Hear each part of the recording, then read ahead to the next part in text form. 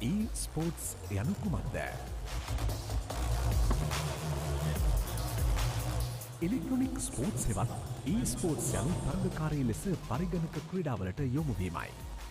ජාත්‍යන්තරව පිළිගත් තරගකාරී ලෙස ක්‍රීඩා කරනු ලබන eSports ක්‍රීඩා රාශියක් තිබේ. මෙම ක්‍රීඩා නොයෙකුත් ආකාරයෙන් ක්‍රීඩා කළ හැක. පරිගණක, කොන්සෝල් සහ ජංගම දුරකථන.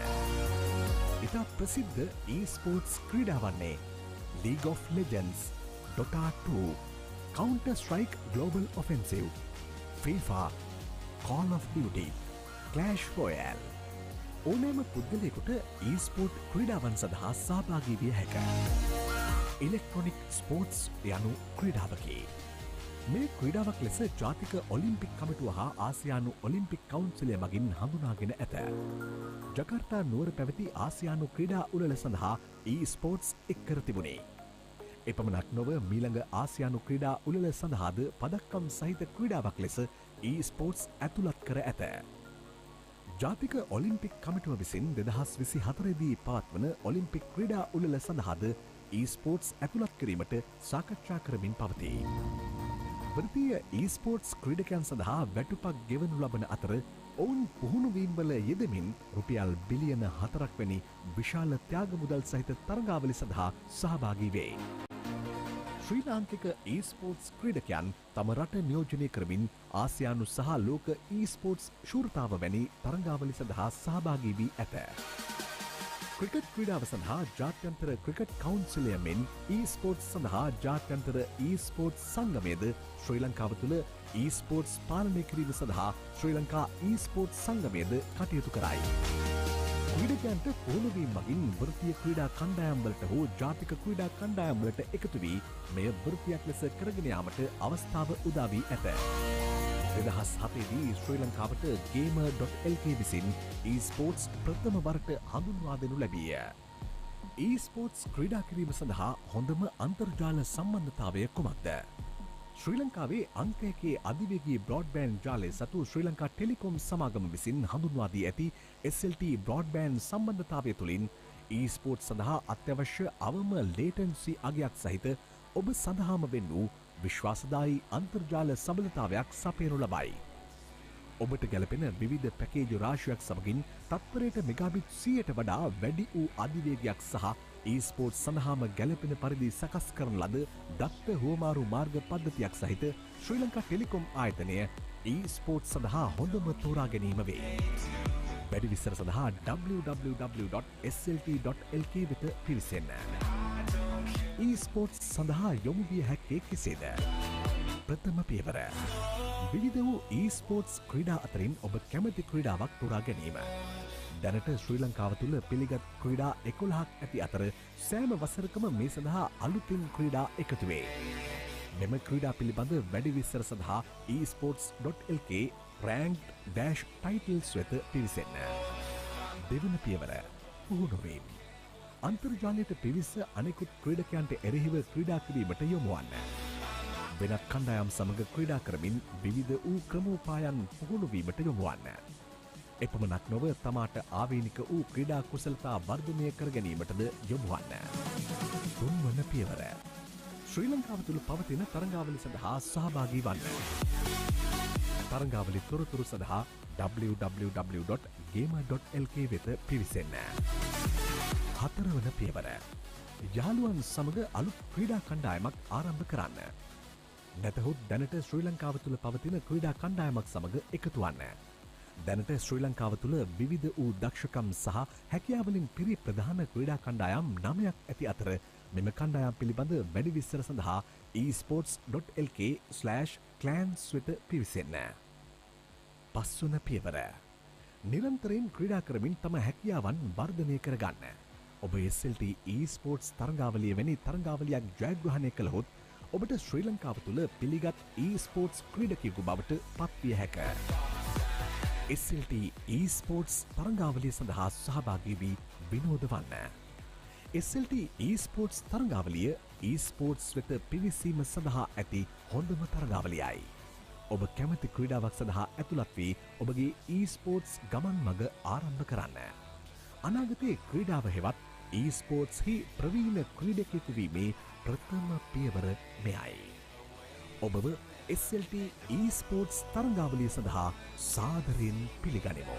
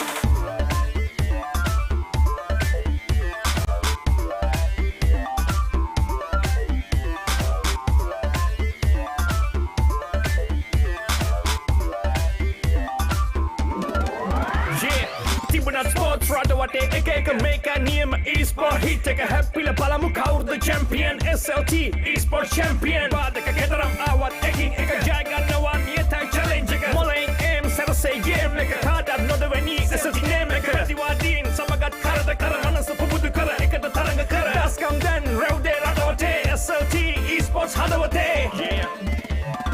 Mindful of glory, all set. High speed connectivity at its best. East or west, South is the best. If gaming is a passion, you know the rest.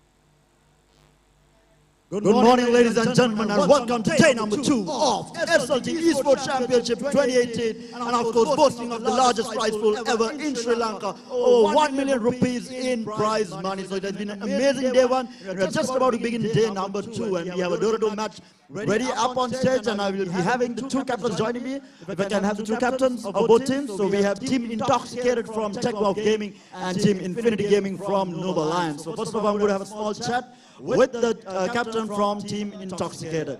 Hi, කොහොමද preparation එක game එකට එන්න? අපි ගොඩක් දවස් practice කරා.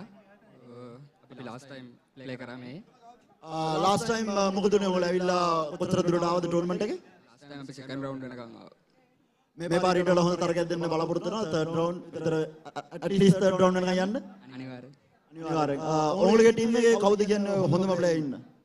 අපේ carry play කරන කෙනා දුෂා. සාමාන්‍ය සෑහෙන හොඳ ඔය අනිත් 4 දෙනාට වඩාම එයා හොඳයි. ඔව් අපි හිතනවා. එහෙම හිතනවා. මොකද හිතන්නේ ඔයගොල්ලෝගේ දැන් game plan එකක් තියෙනවද Infinity Gaming එක ගහන්න? අපි එහෙම ලොකු game plan එකක් නැහැ. අපි normally play කරන විදිහට play කරනවා. හරි. Best of luck match එකට. So next up we have the captain of Infinity Gaming. Hi man. How are you feeling? How's the team doing? I think everyone's in a great mood. I mean, we did have to wake up a bit early, but I think everyone's in a pretty good mood, so we're ready to go. How's the preparation? Have you guys practiced at all? Not really. I think we practice mostly through just playing a lot of online tournaments, to be honest. But we do have a lot of experience, so hopefully the experience will help us go over the line today. But end of the day, I think practice obviously is necessary, but we'll try our best. One final question. Who's the strongest player in your team? Fearless. Fearless is the strongest player in your team. What role does he play? Offlane. Offlane. What do you think his strongest hero is? Red King or Axe. Not Mirana. Not Mirana for sure. Anyhow, man, best of luck in your match and hope you all make it far with the tournament. So there you have you guys, the 2 captains of Team Intoxicated and Team Infinity Gaming. We will be starting the match shortly, so do stay tuned in for some action-packed gaming coming your way here at the SLT eSports Championship 2018.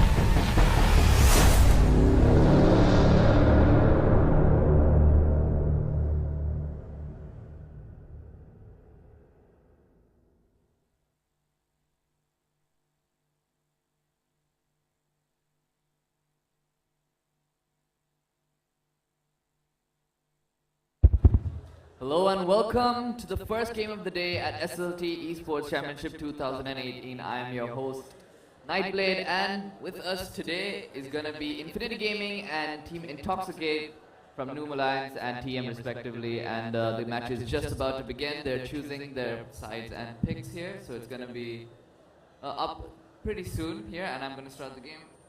And so far, as Sashika has already mentioned, I mean, he interviewed the two captains, and the captains have spoken to her and been like, yeah, Noob Alliance have not been practicing as much, as Azman has put it, and it is a detriment. They are a decent team, and I think they should be practicing a little more. They can be one of the top teams in the country, but not really preparing much for this tournament. I hope they can pull through though, because they are a pretty decent team. Meanwhile, Intoxicate also playing in quite a few tournaments for now.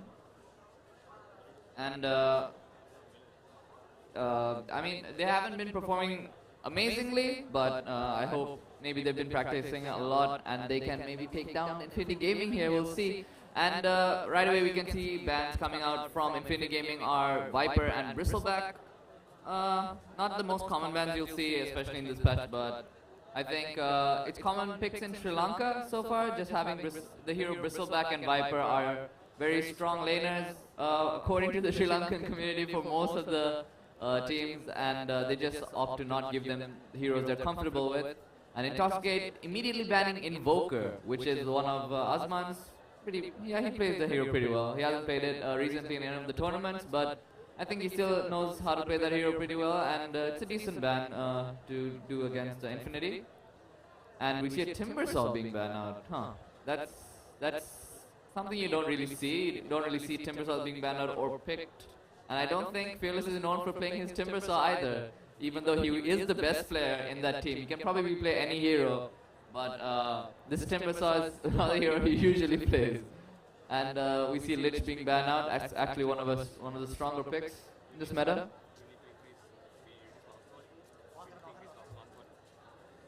And just changing a few settings here.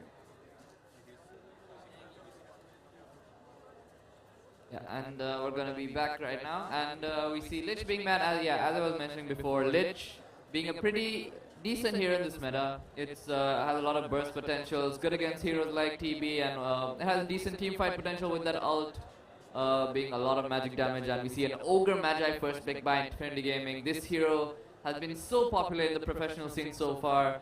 It's just such an annoying hero to deal with. You can put it as a position 5 or even as an offlane recently, as we've seen a few teams do it with rushing that Aether Lens into Aghanim Scepter and just being such a pain in the enemies. Because of the stuns coming out, you can like stun people forever. I mean, the multicast duration on Fire Blast and Unrefined Fire Blast is so long that it's really annoying. And we see a Spirit Breaker being picked up by Team Intoxicate, which we have seen in one of the games yesterday, and it worked out pretty well for them as they were against a Tinker, and they did pretty well. It kept the ganks coming in and kept getting lots of pickoffs, and in the end they did prevail. So Spirit Breaker also being one of the picks that Sri Lankan teams usually like to go for. It's a pretty decent hero. It provides a lot of lockdown, and it's very easy to play if you know where to charge from. It's a really easy surprise attack and very tanky hero that can survive a lot of engagements. And it's going to be the second pick for Intoxicate that's going to be coming out, and it's going to be Venomancer. So Venomancer also, it's actually in the meta. It's not that bad. It's pretty good against heroes like Ogre with a lot of armor, because you have a lot of magic damage on Venomancer. So dealing with that Ogre is one way, magic damage is one way to deal with that Ogre, and the Venomancer could be an okay way to deal with him. It doesn't do burst damage or anything, but in a team fight, this Ogre will fall eventually if he does not have a hood or something to go with him. And we see a Weaver being picked up by Infinity Gaming. That is probably for Fearless, I'm assuming.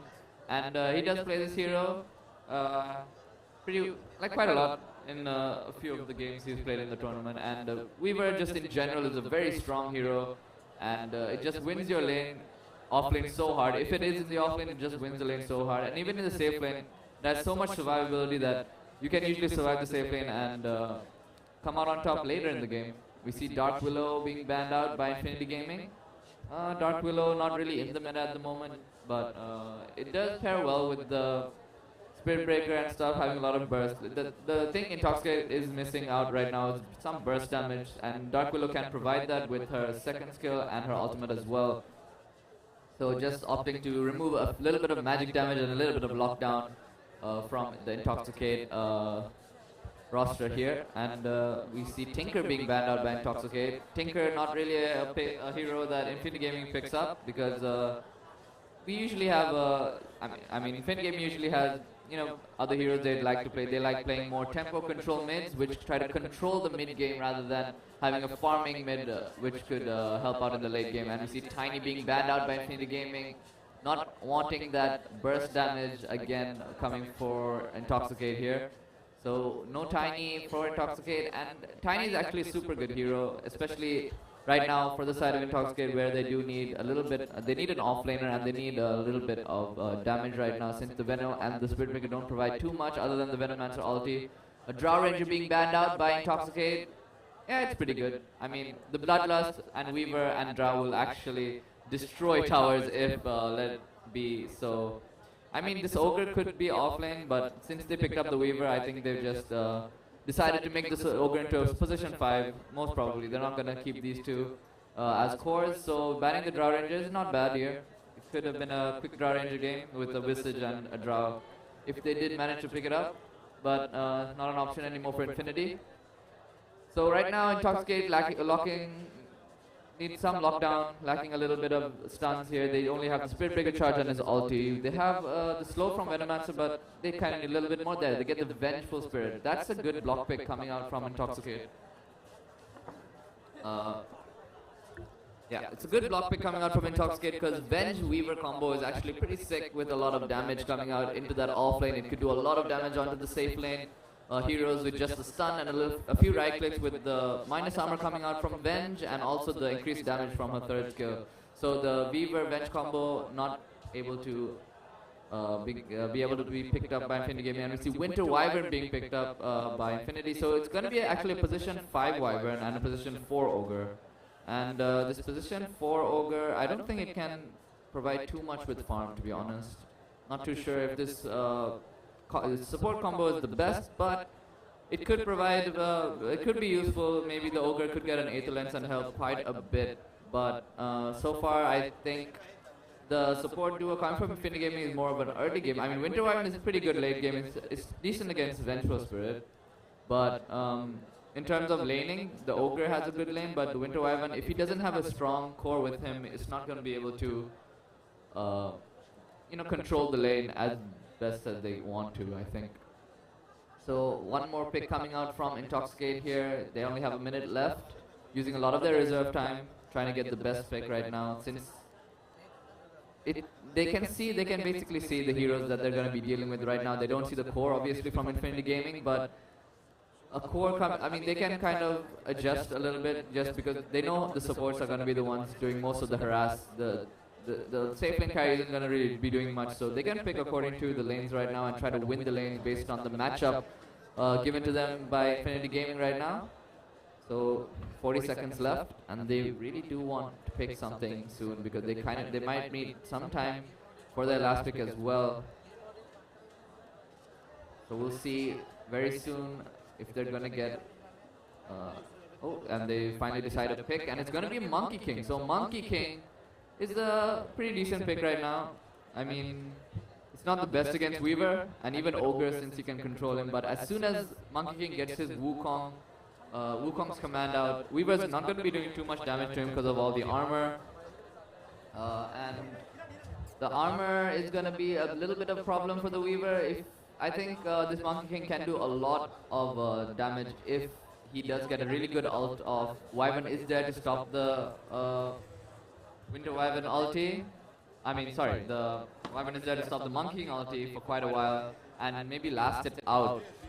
But might not be enough. Oh, and we see Terrorblade being picked up by Infinity Gaming, one of the strongest heroes in this meta.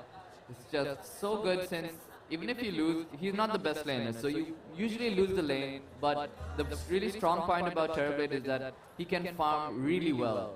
When he farms, he just goes to the jungle, he farms a lot, and he gives his supports the lane. So the supports can get levels, and The supports, I mean, supports getting levels in this game. I mean, the Wyvern needs his level 6, but the Ogre really doesn't need too many levels. He needs enough levels to be able to sustain for quite a while, but yeah, and we'll just change a few settings over here.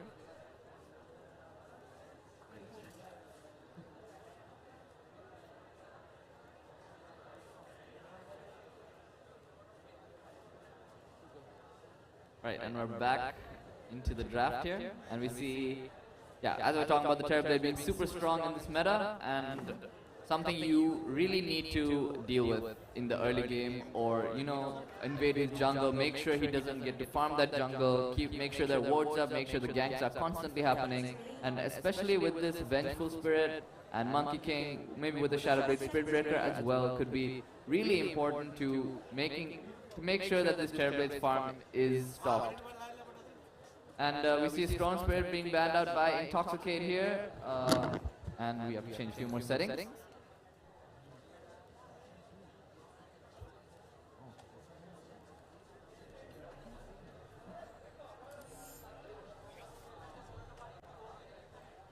Yeah, and we're back, and we see Axe being banned out by Infinity Gaming now. Axe being one of the go-to initiate heroes in this patch. It's so survivable, and it does so much pure damage with the counter helix early in the game that it's really a threat in the offlane if played correctly, with the Battle Hunger as well, not letting the safe lane carry get into a really good position in the lane to last hit, just because that Battle Hunger does so much damage. And we see Mirana coming up from Infinity Gaming, a very normal pick for them. They constantly pick this hero either for Fearless or for Darkrow. It's a very common pick coming for Infinity Gaming, something that I think you want to ban against Infinity Gaming at this point, since they almost always pick it, and it seems like it feels like they need it, but I mean, they do have more heroes in their hero pool, but banning this Mirana might prove very useful since it is such a versatile pick, and Infinity Gaming can play it in a lot of positions. And we see the last pick coming from Intoxicate being a Medusa. Okay, so having a Medusa this game, it's good against Terrorblade illusions, I guess, but it takes a long time for this Medusa to come online, and this Terrorblade can farm much faster than this Medusa. By 30 minutes, they won't be able to compare the farm unless they make sure this Terrorblade is ganked a lot, and you make sure his farm is stopped. This Medusa is going to have a really rough time in the mid game if he does not get his farm. Also, the offlane is going to be a little bit hard for him, since the Weaver is going to be a huge threat unless this Medusa's mid. If this Medusa's mid, it might be okay. He might be getting decent farm, but it might not be him. If the Medusa's mid, then the other person who goes to the safe lane might not be able to make anything happen and make space for this Medusa in the mid to late game. This Medusa needs a lot of space and can only shine in the late game, and I think Infinity Gaming have a decent enough lineup to deal with this, but let's see if Intoxicate can pull something out here. It's going to be a little bit hard for them, but I think if they do play well with this Venomancer Monkey King early game, they will have the potential to give some space to this Medusa and give her enough farm to be able to carry them to victory. So we're going to be going into the game now, and pretty excited to see how this first game is going to go. We see there are a lot of comfort picks for Infinity Gaming, so they might be confident in this game, but they do have to watch out for the magic damage and the gank potential coming out from Intoxicate. So on the dire side, we do see Maxi Man on the Venomancer. We have Draco on the Spirit Breaker. We have Tempest on the Medusa. 5-4 M4 on the Vengeful Spirit, and we have Nightcore on the Monkey King. And on the Radiant side, we have Terror or Sashika as the Wyvern. We have Falcon on the Ogre Magi. We have Fearless on the Weaver. We have Jesus on the Terrorblade, and finally we have Darkrow on the Mirana. So it's going to be a mid Mirana and the offlane Weaver, as I thought it would be. And meanwhile, we see an engagement here. Monkey King being the career, getting slowed down a bit by Ogre Magi. Terror also slowing down the Vengeful Spirit a bit, but I don't think they're going to be able to get this kill, since he's going to be able to go under tower here. And they did a lot of damage, so this Vengeful Spirit is not going to have a lot of regen, as you can see. Losing a lot of HP, so needing to use quite a bit of regen for the lane. And we see 3 heroes approaching top, so we don't usually see three heroes in a lane, so I think it's going to be either the Wyvern staying with Fearless or the Ogre Magi for now to be able to deal with this safe lane. Since they did see the Monkey King and the Venge, they kind of know the lane right now. Meanwhile, it's going to be a little bit hard to discern how well the lane will go for this Monkey King Venge and this this Monkey King Venge and the Weaver, Ogre Magi or Wyvern here. Since the Weaver is going to have a really good time against this Monkey King, but if he does get caught out under a sentry ward and he doesn't have Sakuchi in those early levels, he can die pretty fast to that Jingu and Boundless Strike coming from the Monkey King. So Fearless has to play smart in this lane if he wants to be able to crush this lane. Otherwise, it's going to be... Even an even lane is not what you want. If you're from Infinity Gaming, you want to win this lane. So you don't want this Monkey King to be able to provide space for this Medusa into the mid game. And yeah, we see in the mid lane, it's going to be a Medusa mid. So Medusa mid against Mirana, I think it's just going to be a wash. Medusa's just going to spam her snakes once she gets her Aquila and a few more levels into that snake, and it's just going to be just a farm game for the most part. And in this bot lane, we're going to have Spirit Breaker Venom versus the Terrorblade, and we see the Wyvern TPing back to help out the Terrorblade right now. And we're going to see Medusa having a decent time mid lane, just getting quite a few last hits here, actually hitting the snake onto Mirana, which helps her get her mana back.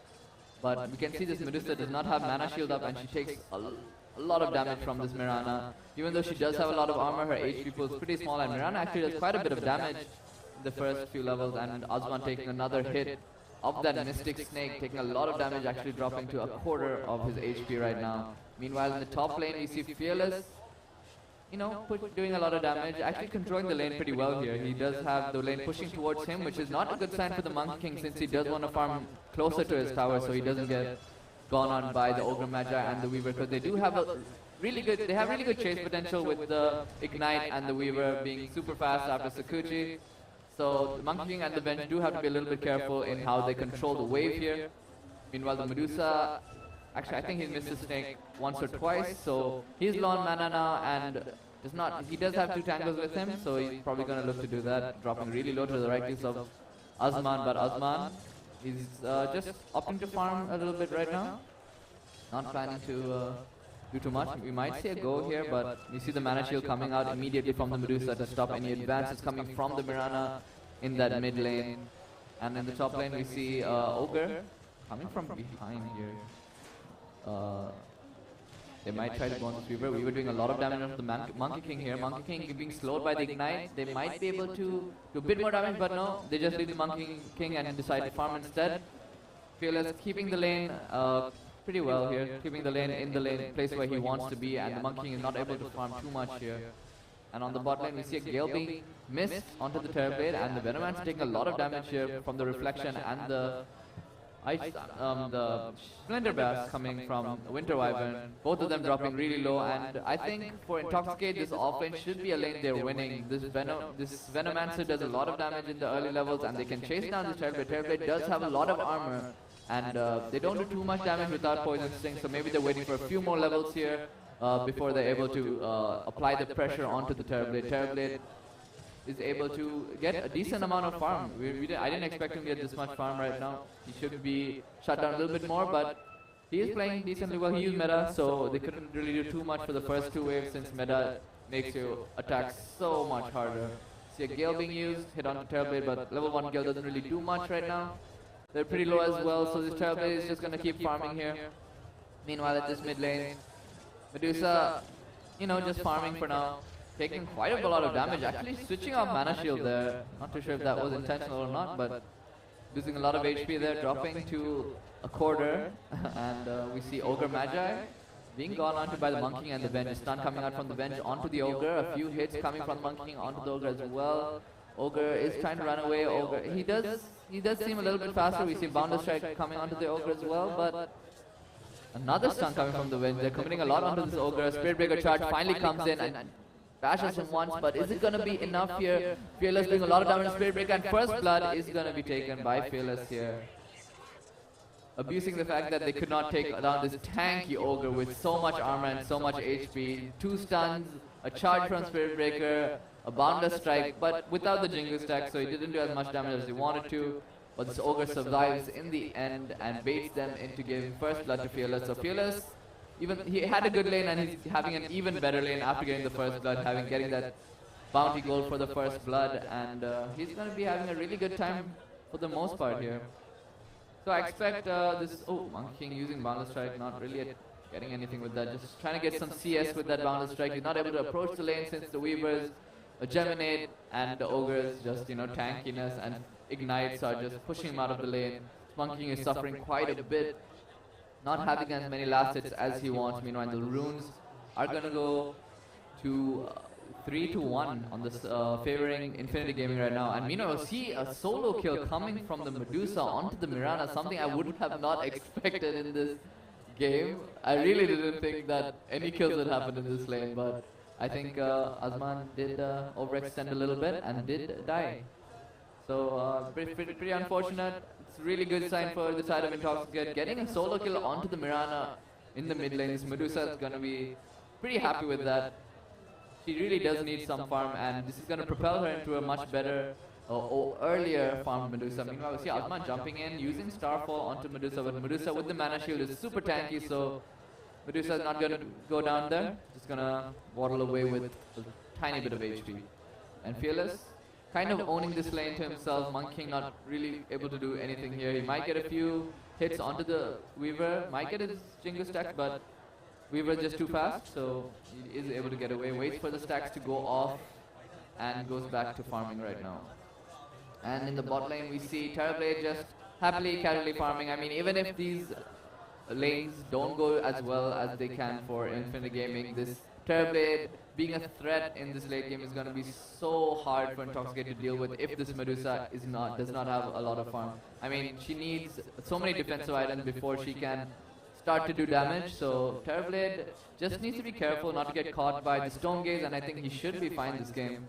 He should be able to get his Sunder off, and if he gets the Sunder off onto the Medusa, we might see a go here onto the Medusa. Medusa does not have any mana, and see a 3-man rotation coming from Infinity Gaming to get that kill, so Medusa is down right now. It's not the worst thing for Intoxicate, because you know that, and we see his kill coming onto the top lane here. Weaver just solo killing the Monkey King by himself, and he might even get another kill here. Stun coming out onto the Weaver to slow him down. TP coming out from the Venge, but will he make it? He won't. Fearless with the bugs ensures the kill onto the Venge, and Fearless getting a double kill solo in this lane is really a good sign for Infinity Gaming. This Weaver is going to be able to do a lot of pressure onto the Medusa coming mid game here, and this Mirana as well getting a kill onto the Medusa, making it so that he is going to be struggling quite a bit onto this lane after getting a decent lead, but getting hit by that snake is going to cost him a lot of regen right now, so it's going to be a little bit tough for him. Meanwhile, this bottom lane seems to be super static here. Venomancer not able to really approach the lane. This Terrorblade is just outplaying this Venomancer so hard here. Venomancer not being able to do too much. I mean, he does have points in Gale and he does have the Spirit Breaker, but Venomancer is only level 3 to Terrorblade's level 6 here. Venomancer having such a tough time. And I mean, mid matchup is it looks kind of even right now. They're both level 8. And we might see a go on top here. We see Weaver being charged on. He gets hit and gets his follow-up stun from the Vengeful Spirit. Is he going to be able to get away here? He's going to start walking, and it doesn't look like they have any more damage on the side of Intoxicate to finish off the Weaver. So Weaver is going to be able to get away. Spirit Breaker charging all the way to the top lane and not able to get anything done. It's going to be a little bit unfortunate for the side of Intoxicate. Meanwhile, see Azman jump mid lane onto the Medusa, gets a Starfall and an arrow off, and it's a pretty decent, easy kill for the side of Infinity Gaming, shutting down that Medusa's farm and making sure she's not going to be able to come online as fast as she wants to, even though he did get the solo kill onto the Mirana early in the game. The Terrorblade is looking to farm forever, and it's going to be super hard for them to deal with the Terrorblade. Meanwhile, we see a charge onto Weaver in the top lane. They do not have detection for the Weaver, so this Monkey King is falling so hard. Weaver is going to be controlled by a stun. He does get his ultimate off, and they are going to be able to chase the Vengeful Spirit down, and he's probably going to go down. Yeah, he does go down, he does get bashed, but it's not going to be enough to take down the Weaver here. Even with the charge, I don't think the Spirit Breaker does enough damage onto the Weaver. So Fearless playing super well this game, making sure that this Monkey King is shut down, but Intoxicate is not bringing, sentries and things that deal with the Weaver. I mean, if they did have a sentry, I think Fearless would have gone down a lot faster and they would have been able to focus him. But unfortunately, not bringing any detection means that Weaver has free roam over everything and everything. So meanwhile, we see Terrorblade using his meta in the bot lane. He's able to do a lot of damage onto this T1 tower here. And getting this T1 tower is pretty important for the Terrorblade. He can just retreat into the jungle and keep farming while his teammates make more space on the map for him. And to be honest, it feels like he doesn't even need his teammates to make space right now. I mean, obviously, because Fearless is doing such a good job, he's having a free lane, but right now it seems like he's super strong, and I don't think Intoxicate can really fight him right now until the Monkey King gets an item or two, or maybe Spirit Breaker gets his level 6, which he's now level 3, so it is hurting them a lot. Venomancer being only level 5 as well, not really getting their level 6s yet. They aren't able to do anything until they get those key abilities where they can do a lot of damage, like the Poison Nova and also the Spirit Breaker ult. It's super hard for them to do any sort of damage here without those skills. Medusa Stone Gaze is not going to be very effective for the most part of this game until she is farmed.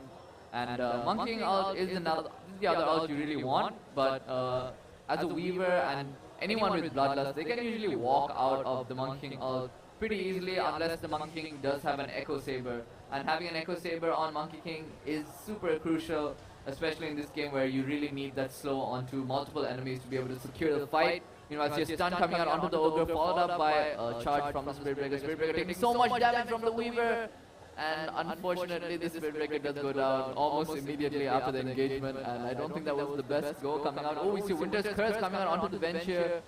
So much damage being done onto the bench, and bench is gonna fall. Meanwhile, Monkey King being stunned up by Ogre, missing his Boundless Strike onto the Weaver, and Weaver's gonna be able to secure the Monkey King kill.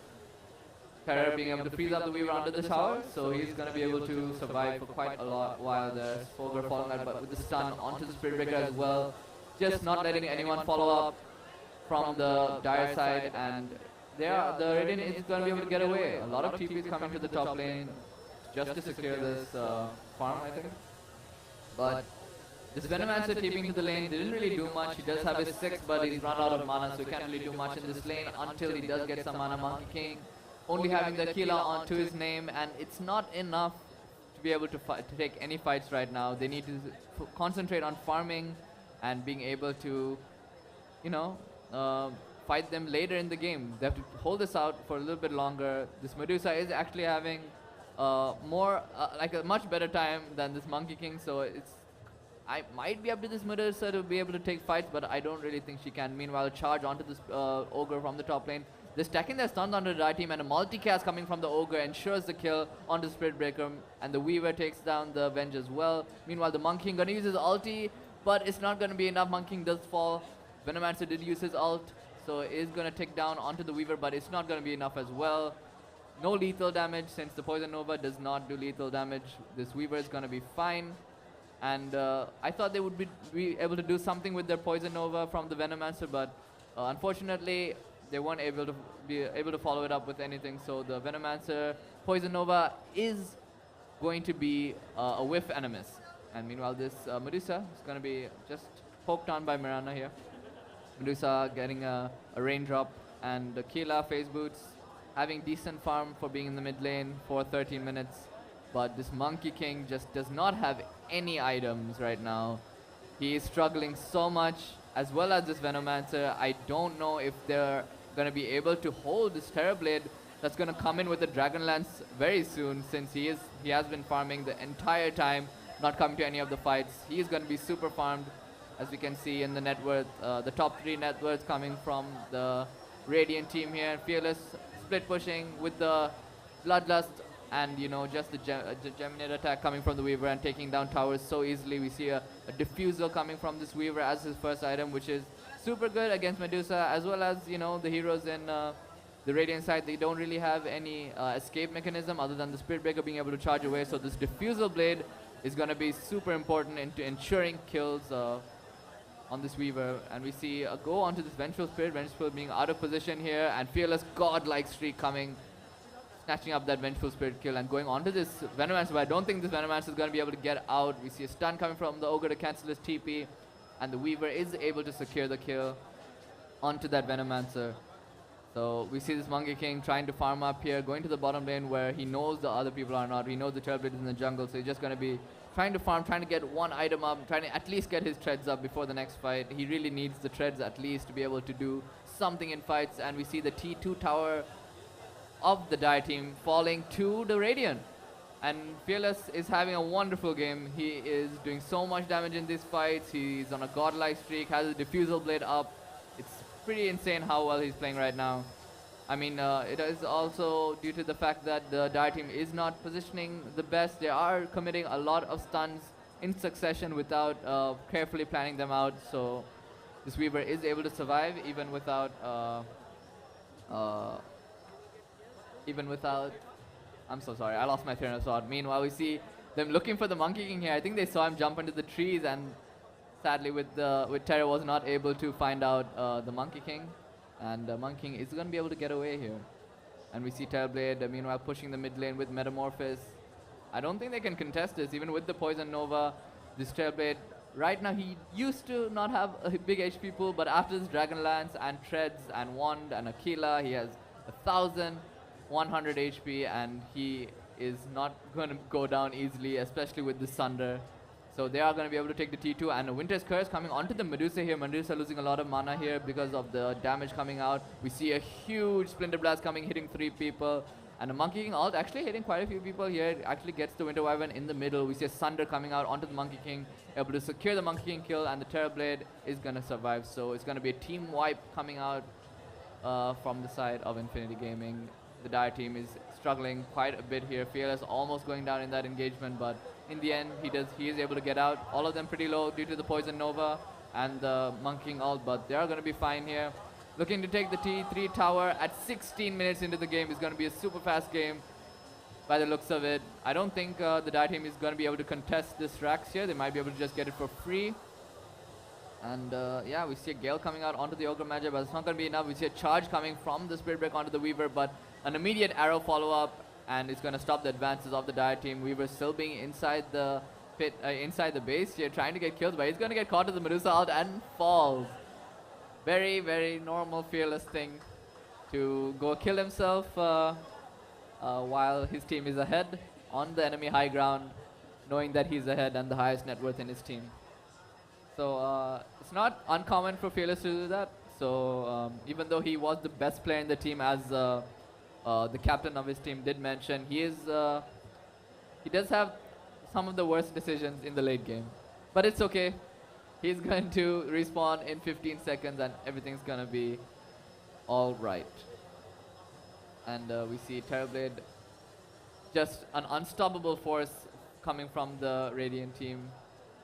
Dire team just not able to do much against him, even with that Wukong's command. I mean, they did get him down low and stuff, but they do have the Sunder from Terrorblade to completely negate all of the damage done by the Monkey King ult and the Poison Nova. So I think they have to approach these fights a little bit differently to be able to take them in the end.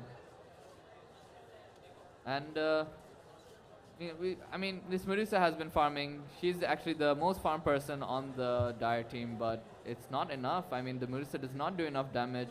He's the one who needs space being made for him rather than the other way around. The Spirit Breaker not being able to get his level 6 at 18 minutes. Pretty unfortunate that the Spirit Breaker does not have level 6 at 18 minutes, but I mean, that's the support life sometimes. You're not able to get experience in the lane, you keep dying. And yeah, it hurts. And we see the Spirit Breaker just trying to soak up some XP mid just to get his level 6 here. Very important to be able to get ganks off. And actually, I mean, it does a significant amount of damage, especially in the early game. But it looks like it's the mid game already for the side of Infinity Gaming, since they already have items that are supposed to be only be made after 20 minutes. So it's gonna be a little bit difficult for Intoxicate to be able to contest them right now. We see the Spirit Break. Oh, we see Roshan being taken by Infinity Gaming just to finish off this game here. I don't think Intoxicate were able to really do anything. You know, go contest Roshan is not really something they can do right now. See this Winter Wyvern having 1.5k HP at 19 minutes. I'm not even sure if you can take him down, let alone anyone else in the team. So yeah, it's gonna be a super tough hole coming out from the Dire team here. So it's gonna be the base might be the final defense here. We see Fearless taking a lot of damage there from the Mystic Snake and just the Wave of Terror and whatnot. So Fearless taking a lot of damage, decides to opt to go out. He's not the one with the Aegis. Maybe he shouldn't be the one on the front. Oh, he takes another Mystic Snake and he drops to almost a quarter HP. And we see a charge come from Spirit Breaker. He's able to chase him, but Spirit Breaker is going to go down almost immediately. And Monkey is going to get stunned up here by the Ogre. An arrow catching the Medusa as well. They're not going to be able to get the Stone Gaze off. Monkey King getting a good boundless strike, but it is not enough. Azman TPing back to base, able to survive the Venom and Poison as well.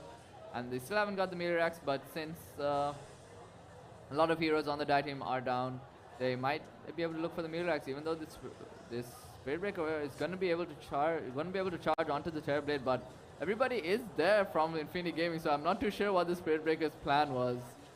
Terrorblade did have the Aegis as well, so a bit of a questionable play coming from the Spirit Breaker this game.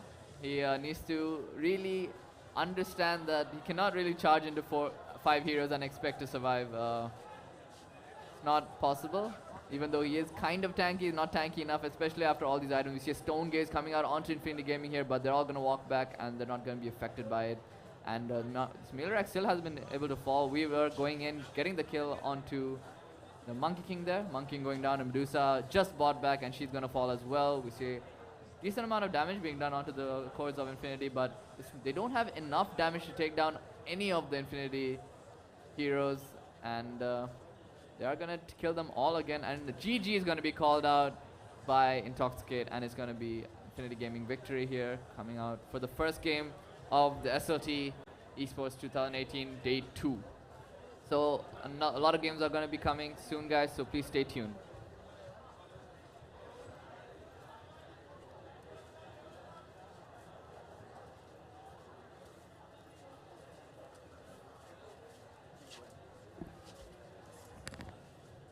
All right, so let's talk. I wanted to talk about the fact that Intoxicate having a pretty bad game there. They're not super new to the scene, and I've realized that they need to work on their individual play more than anything, because working on individual play is super important, and we will be probably moving on to the next segment, and I think Sashik is going to take over very soon, so we'll see you then.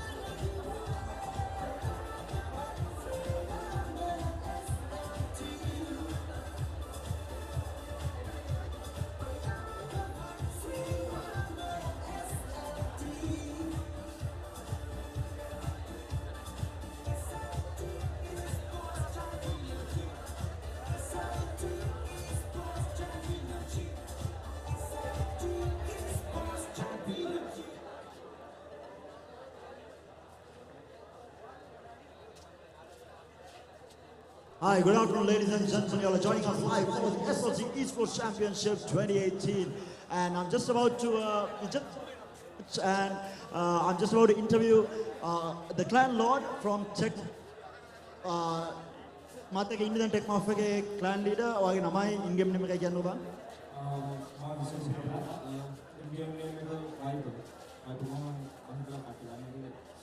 මම හිතන්නේ හුඟක් කට්ටිය දන්නවා මම හිතන්නේ tech මොෆ් කියන්නේ සායන කාලේ තිස් දිවිච්ච ක්ලයින්ට් එකක් අනිතවත් දැන් ගහන්න නැති වුණාට ඉස්සර මම හිතන්නේ හොඳ සායන උසස් තත්ත්වයකට මොඩල් එකනේ එහෙම කියන්නේ මම මේකේ කොහොමද ගහනවද මම හිතුවා දැන් ගහන්නේ නැහැ කියලා මම ටෙක් මොෆ් ලින්සෝ එකට හරි මට කියන්න බලන්න පොඩ්ඩක් ක්ලයින්ට් එක ගැන දන්නේ නැති කට්ටිය ක්ලයින්ට් එක ගැන පොඩ්ඩක් හිස්ටරි එක බෑක් හිස්ටරි එක කොහොමද පටන් ගත්තේ කවුරුද හිටියේ ඔව් අපේ ක්ලෑන් එක ස්ටාර්ට් කරේ 2009 සැප්තැම්බර් 1 කියන්නේ දැන් අවුරුදු 9ක් පාස් කරා මේ ගිය මාසේ. ඒතකොට ක්ලෑන් එක පටන් ගත්තේ අපේ තුන්දෙනෙක් ෆවුන්ඩර්ස්ලා තුන්දෙනෙක් ඉන්නවා.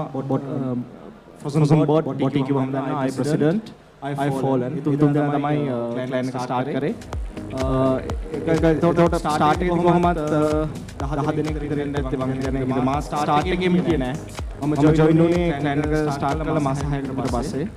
ඊට පස්සේ ඉතින් පස්සේ ඉතින් ගොඩක් වර්ධනය වුණා ක්ලෑන් එක 10 දෙනෙක් විතර පටන් ගත්ත ක්ලෑන් එක අපේ පීක්ම කාලේ අපේ 300ක් විතර ගියා ඇක්ටිව් ගේමර්ස් ප්‍රශ්න දෙනවා කිව්වා මාස 6කින් පස්සේ මම පටන් ගත්ත කියලා ක්ලෑන් එක ජොයින් වෙනවා කොහොමද ක්ලෑන් එක හයිරාකි කියන දේනද කොහොමද ක්ලෑන් ලෝඩ් තන වෙනකන් ආවේ අන්තිමට ඔව් මම ටෙක් මොෆ් ජොයින් වුණේ ටීම් ඇල්ෆා එකේ Call of Duty එක කරන්න ඊට පස්සේ ඒක අපි ටිකක් ප්ලේ කරගෙන යන ගමන් අපේ ඇඩ්මිනිස්ට්‍රේෂන් වලට පොඩ සම්බන්ධ වුණා. ඒ කියන්නේ අපේ ටීම්ස් හදන්නේ වට ඒ වගේම ක්ලෑන් එකේ දෙන අනිත් ඇක්ටිවිටීස් පාටිස් ඒ වගේ get togethers තිබ්බා.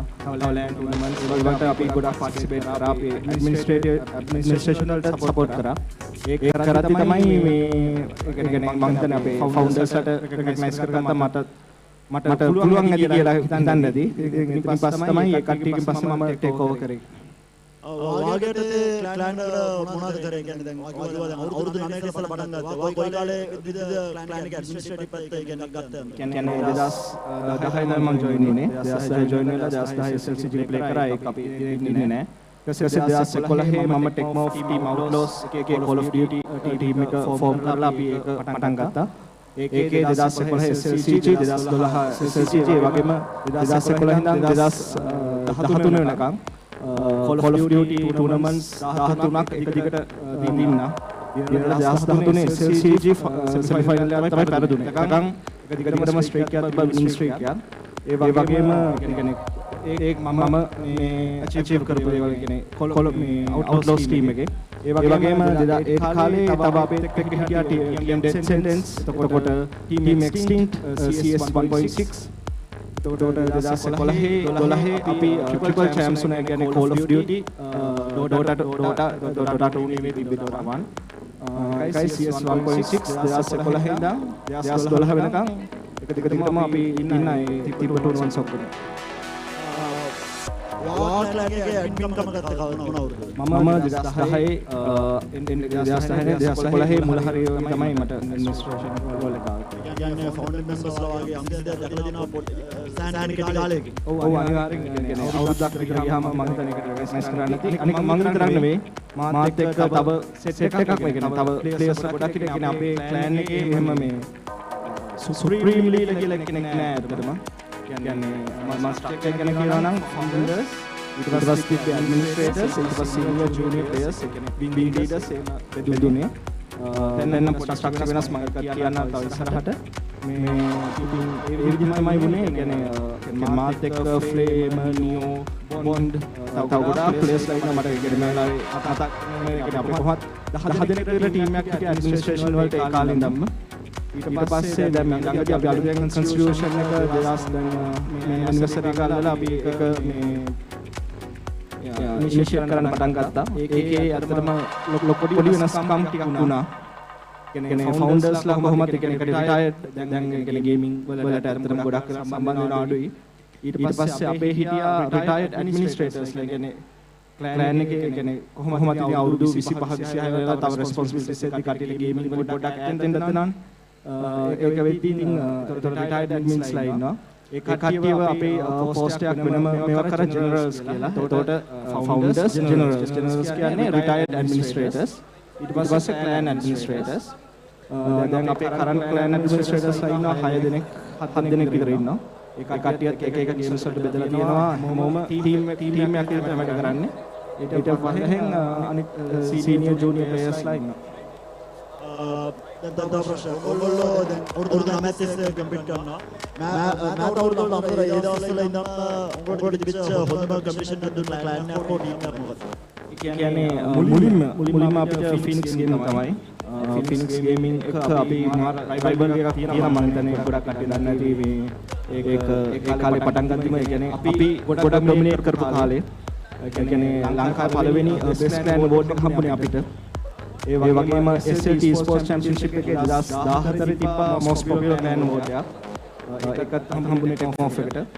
ඒ වගේම කියන්නේ ඒ කාලේ කියන්නේ එක ගේම්ස් වලට අපි කියන්න පුළුවන් මේ එක clans rivalries තිබ්බා කියලා. කියන්නේ Call of Duty වලවත් අපිට maximum gamers තිබ්බා, New Balance ඒ වගේම Extreme Team iPhone ඒ වගේ එක කාලෙට එක teams තිබ්බා rivalry එකක් විදිහට. ගොඩක්ම famous rivalry එකක් තිබ්බේ Dota වල මේ Tencentුයි තේ කඩේ Phoenix Gaming තේ කඩේ ටෙක්මෝෆ් Tencent එකයි පොඩි ටිකක් ලොකු rivalry එකක් තිබ්බා. ඒ වගේ ඉතින් හැම ගේම් එකකටම කාලෙන් කාලෙට එක රයිවල්ස් ලා එක කට්ටිය මේ ආවා. දැන් කාත් එක්කද දැන් තියෙන රයිවල් දැන් ඔයගොල්ලෝ ලොකම කන්සෙෂන් එක හෝ ලොකම කන්සෙෂන් වෙන්න නැත්නම් ලොකම රයිවල් එකක් කාත් එක්ක අපිට දැන් නම් එහෙම රයිවල් එකක් තියෙනවා කියන්න බෑ. කියන්නේ අපි ඒක දැන් ගොඩක්ම ගේම්ස් වලටම ලිමිට් වෙලා තියෙනවා. දැන් අපි Call of Duty ගත්තොත් අපිට ලොකුම රයිවල් එක තියෙන්නේ New Balance එක. දැන් එතකොට Dota වල අපි පාරෙල්ටි එකේ 3rd place team below 0 කියන්නේ death sentence අපිත් එක්ක ඉඳලා අපි අයින් වුණා. ඒකෙන් හින්දා නැත්තම් ඉතින් අනිවාර්යෙන් Phoenix Gaming, New Balance, Infinity Gaming, Team Infinity ඒ ඔක්කොලම ඉතින් rivals තමයි. ඒ කියන්නේ දැන් නම් ගොඩක්ම Call of Duty වල තමයි rivalry එකක් මේ තියෙන්නේ. දැන් ක්ලෑන් එකේ ඔයගොල්ලෝගේ මොකද්ද ફોකස් එක? දැන් ගේම්ස් හැම එකටම පොඩ තියෙනවා නැත්නම් දැන් එක ගේම් එකක් අල්ලන ફોකස් එකක්ද තියෙන්නේ දැන්? එහෙම නෑ. අපේ හැම ගේම් එකක්ම තියෙනවා. මේ ටූර්නමන්ට් එකෙත් අපි පුළුවන් හැම ගේම් එකකටම පාර්ටිසිපේට් කරනවා. ඒ කියන්නේ Call of Duty වලත් අපේ ටීම්ස් 8ක් තියෙනවා. Dota වල ටීම්ස් දෙකක් කියන්නේ මෙතන ටීම් Intoxicate උයි ටීම් Below Zero ඉන්නවා. එතකොට LoL ටීම් එකක් ප්ලේ කරා. ඒ කට්ටිය මම හිතන්නේ ඊයේ කට්ටියට ඊළඟ රවුන්ඩ් එකට යන්න බැරි වුණා. ඒ වගේම ඉන්ඩිවිජුවල් ටයිටල්ස් වලටත් අපේ ප්ලේයර්ස්ලා ඉන්නවා. ඉතින් පුළුවන් තරම් එෆර්ට් එකක් දෙනවා. ඉතින් පුළුවන් තරම් ඉස්සරහට යන්න. ඔයගොල්ලෝ ක්ලෑන් ඇඩ්මින්ස්ලා හැටියට ප්ලේයර්ස්ලාට මොනවද කොහොමද සපෝට් කරන්නේ ඔයගොල්ලෝගේ පැත්තෙන්? ඒ කියන්නේ අපේ ගොඩක්ම ඒ කියන්නේ සපෝට් එක තියෙන්නේ ඒ කියන්නේ අපි ගොඩක්ම මේ කියන්නේ අපේ ෆයිනෑන්ෂල් පැත්තෙන් නෙවෙයි අපි සපෝට් කරන්නේ. අපි ගොඩක්ම ඒ කියන්නේ මොරාල් එක දෙනවා. කියන්නේ සිංහලෙන්ම කියනවා නම් මොරාල් එක දෙන කට්ටිය කතා කරලා නිකන් අර අප් කරලා නිකන් අර එහෙම සපෝට් එකක් තමයි අපේ ගොඩක්ම තියෙන්නේ. කියන්නේ ඒ වගේම අපේ ඉස්සර තිබ්බා පොඩි ට්‍රේනින් ප්‍රෝග්‍රෑම්ස් එහෙම තිබ්බා. ඒවත් දැන් අර කට්ටිය ගොඩක් බිසි වෙන හින්දා කට්ටියට ටයිම් අලොකේට් කරන්න අමාරුයි ප්ලේයර්ස්ලා ට්‍රේන් කරන්න. ඉතින් පුළුවන් හැම වෙලේම ඉතින් ක්ලෑන් එකේ වෙනනම් ක්ලෑන් එකේ ඉන්න ප්ලේයර්ස්ලාට ෆුල් සපෝට් එක දෙනවා. ඉතින් අපි පුළුවන් තරම් උත්සාහ කරනවා ක්ලෑන් එක තවත් ඉස්සරහට ගන්න. දැන් අවුරුදු 9ක් තිස්සේ දැන් අවුරුදු 9ක් ටෙක්මෝෆ් එක ඕල්මෝස්ට් ඒකත් එක්ක කොහොමද වාගේ ජීවිතේ දැන් වැඩ කරනවා තැනක එතකොට වාගේ රස්සාවයි ගේමින් ඔය ඔක්කොම බැලන්ස් කරන්නේ කොහොමද? ඔව් මම ඒ කියන්නේ මම ගේමින් ස්ටාර්ට් කරේ 2008 කම්පිටිටිව් ගේමින්. ඊට පස්සේ එතකොට මම A levels කරේ 2010. එතකොට ඒ කාලේ ඉඳන්ම කියන්නේ ගේමින් කරියර් එක වෙනම ගියා. ස්ටඩීස් උත් මම A level ඇඩ්වාන්ස් ලෙවල් ඉවර වෙලා ඊට පස්සේ මම සීමා ස්ටඩි කරා. ඊට පස්සේ 2014 මම මගේ ෆස්ට් ජොබ් එකට ගියා. ඒක මම ඇඩ්වර්ටයිසින් ෆීල්ඩ් එක. ඉතින් ඒවත් ඔක්කොම බැලන්ස් කරගෙන තමයි යන්නේ ඉතින්. ඔයාලට ඇඩ්වයිස් එකක් දෙන්න පුළුවන් නේද? හොඟක් ප්‍රශ්නයක් තියෙන්නේ කමියුනිටි එකේ. පොඩි අයට ඉස්කෝලේ යන ළමයින්ට එක්ක යුනිවර්සිටි යන කට්ටියට හොඟක් ප්‍රශ්න තියෙනවා ගෙවල් වලින්. ඉගෙනීමේ කටයුතු අර මේ බාධා වෙනවා ඒ මේවා කියලා. වා දෙනවා නම් ඇඩ්වයිස් එකක් ඒගොල්ලන්ට මොනවද දෙන්න පුළුවන්? ඔව් මම හොඳ එක්සැම්පල් එකක් දෙන්නම්. ඒ කියන්නේ අපේ ක්ලෑන් එකේ ඉන්නවා ඩය කියලා කෙනෙක්. ඩය කියන්නේ මොරටු කියන්නේ ඉංජිනේරින් ෆැකල්ටි එකේ ආ කරපු A level year එකේ පළවෙනි 10 ඉන්න රෑන්ක්ස් වල මැත්ස් ඉංජිනේරින්. ඒ කියන්නේ ඒ වගේ අපේ ගොඩක් ඉන්නවා. දැන් කොතලාවල ඩිෆෙන්ස් යුනිවර්සිටි එකේ ඉන්නවා ගොඩක් ඒ වගේ එහෙම ස්ටඩීස් කරන ඒ කියන්නේ NIBM හැම එකෙම එහෙම කියන්නේ මම අපේ ක්ලයන්ට් එකේ එහෙම දකින්නේ මේ ගේමින් හින්දා ඒ කට්ටිය අනිත්‍යව අන්බැලන්ස් කරගෙන ඉන්න කට්ටිය ඇත්තටම අඩුයි. ගොඩක් කට්ටිය ගොඩක් කලාට මේ කියන්නේ A levels කරලා advanced level කරලා නැත්නම් advanced කරලා නැත්නම් O levels ඊට පස්සේ higher studies උත් කරන ගමන් මේක වෙනම ගේමින් කරියර් එක පවත්වාගෙන යන මේ මට්ටමක් තමයි අපේ ක්ලයන්ට් එකේ ඉන්න අයගෙන් නම් මම දකින්නේ. ඊට අමතරව දැන් අපිට ලංකාවේ ක්ලෑන් අතර තියෙන ලොකුම දෙයක් තමයි අපිට පේන්න තියෙන සෑහෙන ඩ්‍රාමා. ටෙලිනාට්‍යයක් වගේ දෙයක් තමයි අපිට කමියුනිටි පේජස් වල Facebook pages වල සෑහෙන ඩ්‍රාමා යනවා. එහාට මෙහාට කතා කියා ගන්නවා. ඕගොල්ලෝගේ පැත්තෙන් අපි මම හිතන්නේ මේ ළඟදිම තිබිච්ච ලොකුම ඩ්‍රාමා එකක් තමයි ඩිවිෂන් eSports ටෙක්මෝ අතර. මොකක්ද එතන ඇත්තටම උනේ? එතන ඇත්තටම ඉතින් ඩ්‍රාමා එකක් නෙවෙයි. ඒ කියන්නේ කමියුනිටි එකක් සොසයිටි එකක් බිල්ඩ් වෙද්දී හැමෝගෙම අදහස් එකට ගැලපෙන්නේ නැහැ.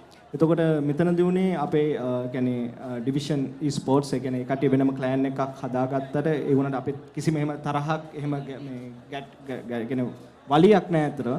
ඒ කියන්නේ එතන උනේ ඇත්තටම මේ අපි අපේ ફોකස් එක තිබ්බේ වෙන දෙයක් ගැන. ඒ කට්ටිය ගොඩක් ફોකස් කරගෙන අපේ අයිඩියාස් එකට ගැලපුන්නේ නැහැ. ගැලපුන්නේ නැති හින්දා තමයි එතන අන්තිමට කට්ටිය ඩිසයිඩ් කරලා ඒ කට්ටිය මේ වෙනම ක්ලෑන් එකක් ෆෝම් කරේ ඩිවිෂන් eSports කියලා. ඉතින් බලමු ඉතින් ඉදිරියට තව එකකින් ඒ කියන්නේ ඒ අවස්ථාවන් වලට එන ප්‍රශ්න වලට ඉතින් මුහුණ දෙනවා. ඇත්තටම මේ ඩ්‍රාමා එකක් කියලා නම් කියන්න බෑ ඒකට. ඒක නිකන් ක්ලෑන් එක ඇතුලේ වුණ ප්‍රශ්නයක්. බලමු ඉතින් එහෙම ප්‍රශ්නයක් වුණාට ප්‍රශ්න විසඳෙනවා. එහෙම තමයි ඉතින්. අපි පොඩි ඉන්ටර්වියු ඉවර කරන්න ඉස්සෙල්ලා ඔයාට SLT ගැනයි ඊටමතර game.lk ගැන මොනවද හිතන්නේ මේ eSports සම්බන්ධයෙන් කොච්චරක් contribution එකක් තිබිලා තියෙනවද ඒගොල්ලෝගෙන් ඒ ගැන? ඔව් SLT eSports championship එක කියනවා නම් දැන් මේක හතරවෙනි පාරට මේ තියෙන්නේ 2018. ඒ කියන්නේ අපි ඇත්තටම දැන් ඒ කියන්නේ පළවෙනි ටූර්නමන්ට් එක තිබ්බා මම පළවෙනි ටූර්නමන්ට් එක මම ප්ලේ කරේ නෑ. මම බලන්න ආවේ. ඒ වුණාට අපේ ක්ලෑන් එකේ කට්ටිය මේ ප්ලේ කරා. එදා ඉඳන් ඊට පස්සේ අවුරුදු 4ක් එක දිගට දැන් අපි ඉන්නේ දැන් මේ ටූර්නමන්ට් එක මේ අවුරුදු ඉවරනාට පස්සේ ඊළඟ අවුරුද්දේ කවද්ද දෙන්නේ කියලා. ඒ කියන්නේ එච්චරකට ලොකු ආසාවක් කට්ටියක බිල් වෙලා තියෙනවා මේ SLT eSports championship එකේ. ඒ කියන්නේ ඒ ඉස්සර අපිට තිබ්බේ මේන් ටූර්නමන්ට් එකක් විදිහට SLCG ශ්‍රී ලංකා සයිබර් ගේම්ස් ගේම් එකේ මේ ඕගනයිස් කරන එක. ඉතින් ඒ කාලේ තිබ්බේ SLCG තමයි මේන්ම ටූර්නමන්ට් එක. ඒතකොට අනිත් පොඩි ටූර්නමන්ට්ස් තියෙනවා කියලා.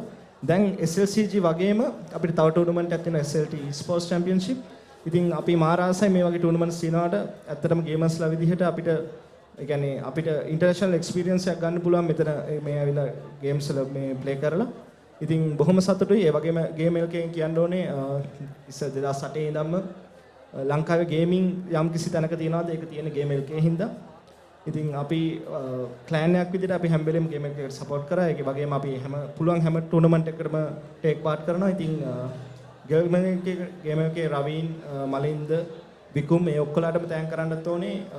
ඒ කියන්නේ කට්ටියගේ තව රමේෂ් ලියනගේ ඒ ඔක්කොලාගේ මේ මහන්සිය තමයි මට පේන්නේ අපේ ලංකාවේ ගේමින් මේ තැනක තියෙන්නේ. ඉතින් ගේම් එකකට තෑන්ක් කරන්න ඕනේ. ශ්‍රී ලංකා ගේමින් ඉස්සරහට අරන් යනවාට. හරි thank you very much wipe අපිත් කතා කරාට and best of luck tournament එක ඉස්සරහට. Thank you Derek. So there you have it guys, the Tecmo of Clan Lord Viper talking with us about his experience throughout the 9 years of eSports. That's a lot of experience on his side.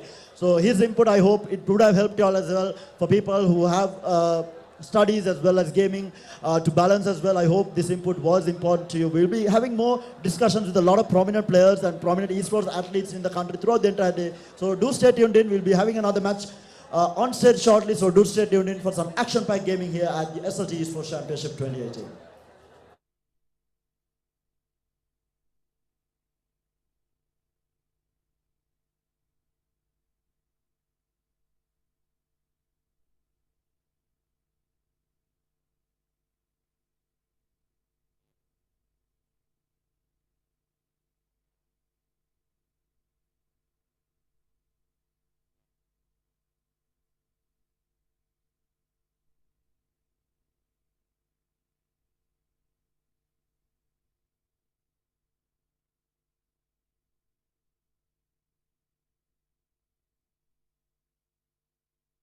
Make it out, yeah. Higher and higher you chase it. It's deep in your bones, go and take it. This is your moment.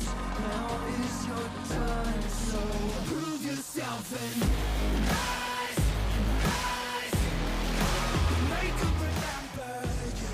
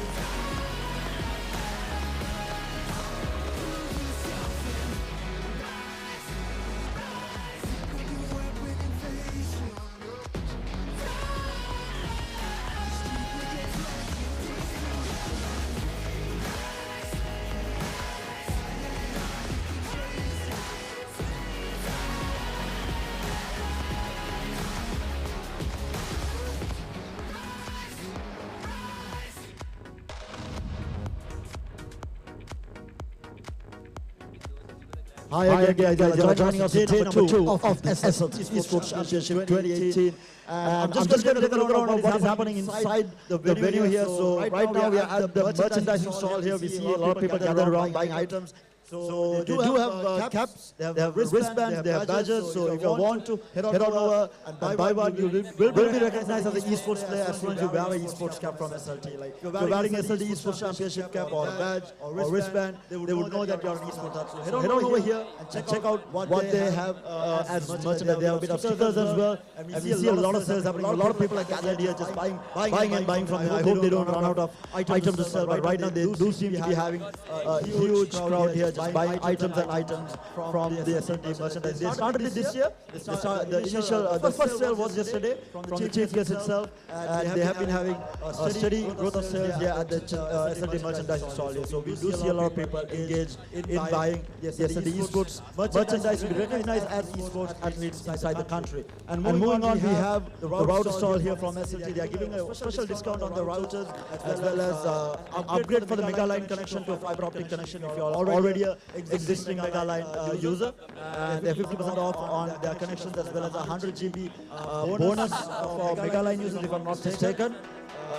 So a lot of offers from SLT, other than the entire tournament being done by them. They have a lot of offers to people who are at the venue here and want to buy SLT Mega Line connections and fiber optic connections. And of course, SLT fiber is the way to go if you are an eSports athlete. There is no better connection to game on other than SLT fiber optic connections. Because the latency and the speed is so amazing on SLT. I mean, the entire tournament is running on SLT fiber optics, and you can ask any of the gamers here at the venue if you're planning on buying an SLT connection. Just ask any of the gamers what is the best connection inside the country, and it will be the SLT fiber optic connection. Amazing 100 Mbps download speed, and for specific games, different latencies. But for example, if it's Dota, you get latency of around 30 to 34, which is amazing inside Sri Lanka. You will not get that in any other connection inside Sri Lanka. So moving on. We do have the registration table here. A lot of people are still registering in for specific individual titles coming in. Registration, of course, is very automated. They just have to log into the computer in front of them and just enter their details, and they'll be registered for the event. So we do see a lot of people coming in for day number 2 as well and registering for the event. So right now we are looking at the SLT eSports Experience Arena.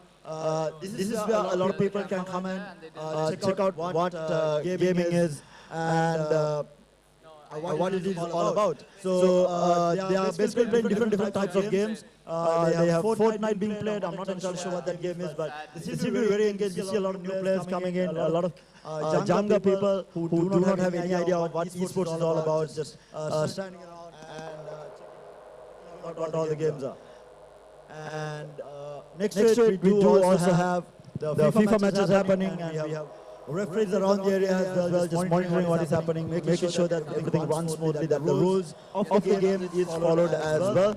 And I'm not going to get inside, because you do see a lot of spectators just standing behind watching the FIFA matches happening on screen. So we have two separate matches going on. I'm not entirely sure who the players are playing right now.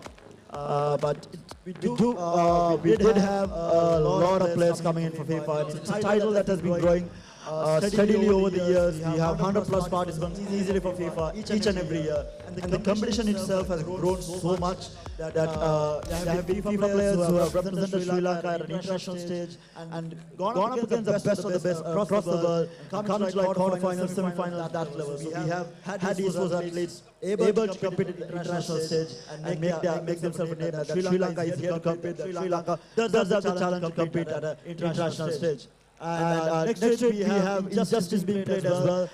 Injustice is another fighting game which kind of took over Mortal Kombat, which was the previous fighting title in Sri Lanka. And Injustice has been taken over, like basically Mortal Kombat is not played as a competitive title anymore, but it has become Injustice. So Injustice is a game that is based on DC characters. So DC characters are basically Superman, Batman, Flash, the comic characters that we know from the DC universe. And it's a really fun game to play, but fun aside, to be good at the game takes a lot of skill. It requires a lot of mechanical skills. You need to know in and out of the game, be able to be really good at it. And right now, if I'm in Sri Lanka, the entire game is dominated by Zyphos eSports. We have the top 6 to 8 players just purely from Zyphos eSports, and it's been dominating the game. We'll have to wait and see whether we will crown a new champion for just this year, or whether it's just going to go to Zyphos eSports. And next week we have the newly introduced title, which is Fortnite. Right now, I don't think it has started, but